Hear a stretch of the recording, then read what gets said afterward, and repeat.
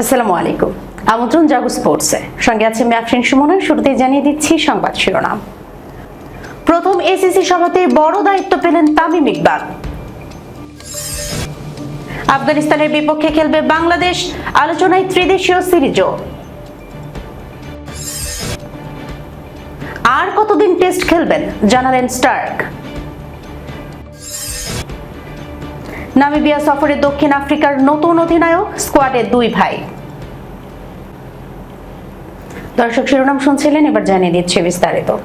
Asian cricket কাউন্সিলের বার্ষিক সাধারণ সভায় প্রথমবার অংশ নিয়ে গুরুত্বপূর্ণ দায়িত্ব পেয়েছেন বাংলাদেশ ক্রিকেট বোর্ডের প্রধান তামিম ইকবাল।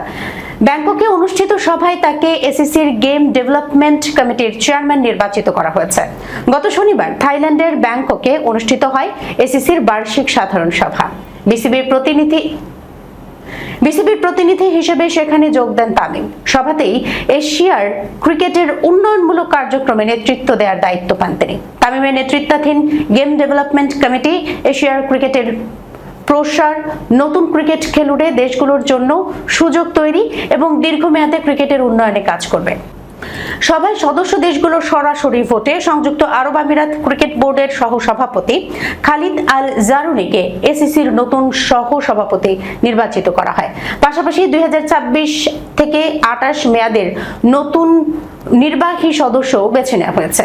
টেস্ট খেলেনি এমন পূর্ণ সদস্য দেশগুলোর প্রতিনিধি হিসেবে কাতার ক্রিকেট অ্যাসোসিয়েশনের সভাপতি শেখ আব্দুল আজিজ বিন সৌদ আল থানি এবং সিঙ্গাপুর ক্রিকেট অ্যাসোসিয়েশনের সভাপতি মাহমুদ গজনাভিকে নির্বাচিত করা হয়েছে। সহযোগী সদস্যদের মধ্যে থেকে নির্বাচিত হয়েছেন মালদ্বীপের মোহাম্মদ ফয়সাল ও বাহরাইনের মোহাম্মদ মনসুর। তারা পালাক্রমে দায়িত্ব পালন করবেন।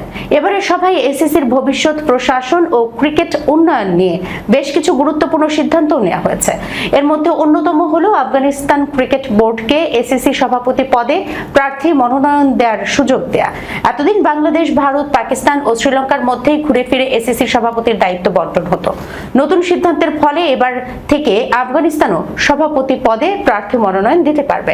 এছাড়া প্রশাসন, ক্রিকেট উন্নয়ন, প্রতিযোগিতা ও অর্থ সহ বিভিন্ন বিষয়ে এসিসির একাধিক কমিটি গঠনের অনুমোদন দেওয়া হয়েছে। এসব কমিটির অন্যতম গুরুত্বপূর্ণ দায়িত্ব পেয়েছেন তামিম ইকবাল, যিনি এখন এশিয়ার ক্রিকেট উন্নয়নে গেম ডেভেলপমেন্ট কমিটির নেতৃত্ব দেবেন। অস্ট্রেলিয়ার বিপক্ষে 2 ম্যাচের টেস্ট সিরিজে 1-1 ব্যবধানে শেষ করেছে বাংলাদেশ। সিরিজ শেষে দেশে ফিরে কিছুটা বিশ্রামের সুযোগ পাচ্ছেন ক্রিকেটাররা। আসছে সেপ্টেম্বরে সাদা বলের সিরিজ খেলতে ভারতীয় দল যদি না আসে, তাহলে এই সময়ে স্কিল ক্যাম্পের ওপর কাজ করবেন শান্ত লিটনরা। তবে অক্টোবরের শুরুতেই আবার ব্যস্ত সূচি শুরু হবে বাংলাদেশ দলের জন্য। সংযুক্ত আরব আমিরাতে আফগানিস্তানের বিপক্ষে সিরিজ খেলতে যাবে বাংলাদেশ। সেখানে একটি টেস্ট ও 3 ম্যাচের ওয়ানডে সিরিজ খেলতে পারে টাইগাররা। বাংলাদেশ আফগানিস্তান সিরিজ আয়োজনের প্রস্তুতি প্রায় শেষ। তবে ম্যাচগুলোর নির্দিষ্ট দিনক্ষণ এখনো আনুষ্ঠানিকভাবে ঘোষণা করা হয়নি। বিসিবির একজন কর্মকর্তা ঢাকা পোস্টকে জানান, এই ওয়ানডে সিরিজে যোগ হতে পারে জিম্বাবুয়ে দল। জিম্বাবুয়ে যদি খেলতে রাজি হয়, তাহলে বাংলাদেশ আফগানিস্তান ওয়ানডে সিরিজটি পরিণত হবে ত্রিদেশীয় সিরিজে। সেক্ষেত্রে বেড়ে যাবে ম্যাচের সংখ্যাও। এখন জিম্বাবুয়ের সিদ্ধান্তের অপেক্ষায় রয়েছে আয়োজকরা। তারা সম্মতি দিলে অক্টোবরের শুরুতেই আয়োজিত হবে বাংলাদেশ, আফগানিস্তান ও জিম্বাবুয়ের এই ত্রিদেশীয় ওয়ানডে লড়াই। টেস্ট ক্রিকেট থেকে অবসর নেওয়ার বিষয়ে এখনই কোনো সিদ্ধান্ত নেননি অস্ট্রেলিয়ার তারকা পেসার মিচেল স্টার্ক। বরং এমন প্রশ্নের জবাবে দিয়েছেন কৌশলী উত্তর। তার মতে, শরীর যদি সায় দেয়, ততদিন লাল বলে ক্রিকেট চালিয়ে যাবেন। বাংলাদেশের বিপক্ষে দ্বিতীয় টেস্টে দুর্দান্ত বোলিংয়ের পর স্টার্ক জানান, টেস্ট ক্রিকেট তার কাছে সবসময় সর্বোচ্চ মর্যাদার। দলের সঙ্গে সময় কাটানো এবং ড্রেসিং রুমের পরিবেশও তিনি উপভোগ করেন। স্টার্ক বলেন, আমি এখনো নিশ্চিত করে কিছু জানি না, খেলা চালিয়ে যাচ্ছি। নাথান আমাকে মনে করিয়ে দিয়েছে যে আমি সবেমাত্র সিঁড়ির প্রথম ধাপে পা রেখেছি এবং সে এখনো উপর থেকে আমার দিকে তাকিয়ে আছে। তাই আমার এখনো অনেক দূর যাওয়ার বাকি আছে। নিজের ফিটনেস নিয়েও আশাবাদী স্টার্ক। তিনি বলেন, শরীর এখনো ঠিকঠাক ভাবেই চলছে। এই দলের অংশ হতে পেরে আমি ভীষণ আনন্দিত। শরীর থেকে যতদিন সম্ভব টেস্ট ক্রিকেটের জন্য সর্বোচ্চটা দিতে চাই। বাংলাদেশের বিপক্ষে দ্বিতীয় টেস্ট 10 উইকেট নিয়ে ম্যাচ সেরা হওয়ার পাশাপাশি সিরিজ সেরার পুরস্কারও জিতেছেন স্টার্ক।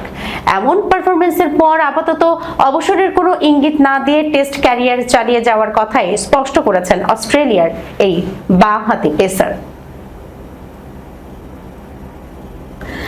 28 আগস্ট নামিবিয়া ও জিম্বাবুয়েকে নিয়ে প্রোটিয়ারা ত্রিদেশীয় টি-20 সিরিজ খেলবে এবং তারপর স্বাগতিকদের সঙ্গে একটি ওয়ানডে সিরিজেও অংশ নেবে। এই সফরে প্রোটিয়াদের অধিনায়ক করা হয়েছে বিয়র্ন ফোর্স্টুইনকে।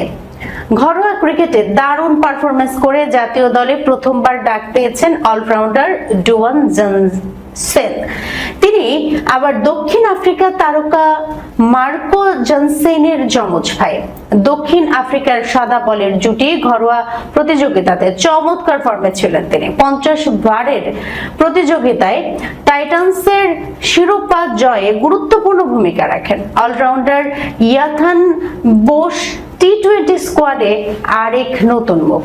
প্রথমবার ওয়ানডে দলে ডাক পেয়েছেন কনর এস্তারহুইজন, জর্ডান হারমান ও এনকোবানি মোকোয়েনা।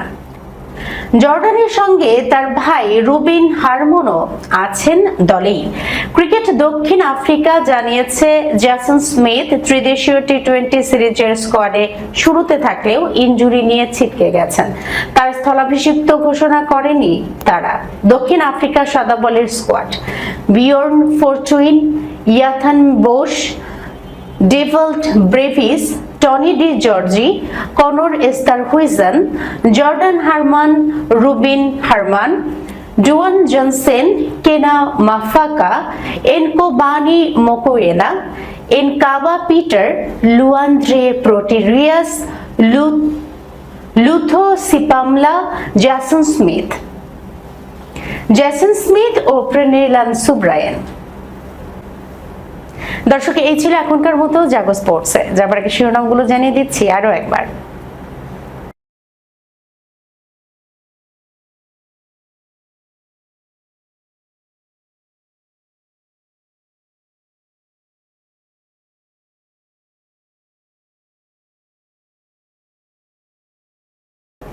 প্রথম এসিসি সভাতে বড় দায়িত্ব পেলেন তামিম ইকবাল। আফগানিস্তানের বিপক্ষে খেলবে বাংলাদেশ, আলোচনায় ত্রিদেশীয় সিরিজও। আর কতদিন টেস্ট খেলবেন জানালেন স্টার্ক। নামিবিয়া সফরে দক্ষিণ আফ্রিকার নতুন অধিনায়ক, স্কোয়াডে 2 ভাই।